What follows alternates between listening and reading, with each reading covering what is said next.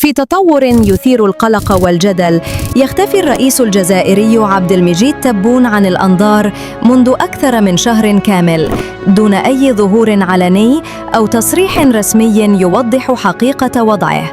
هذا الغياب الطويل أثار موجة من التساؤلات والشكوك داخل الشارع الجزائري، حيث يتزايد القلق يوماً بعد يوم حول مصير الرئيس وصحته.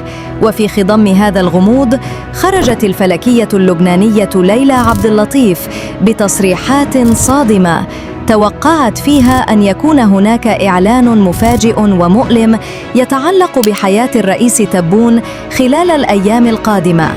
وحذرت عبد اللطيف من أن الخبر قد يحدث زلزالاً سياسياً داخل الجزائر، مشيرة إلى احتمال تعرض الرئيس لحادث غامض أو محاولة اغتيال.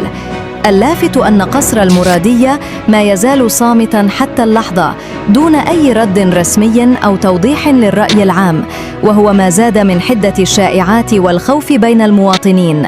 في المقابل يتساءل الجزائريون: هل ما يجري مجرد غياب صحي عابر أم أن وراء الأكمة ما وراءها؟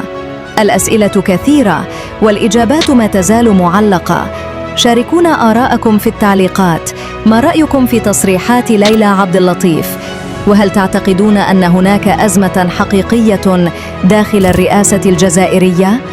ولا تنسوا الاشتراك في القناة وتفعيل الجرس ليصلكم كل جديد حول هذه القصة المثيرة.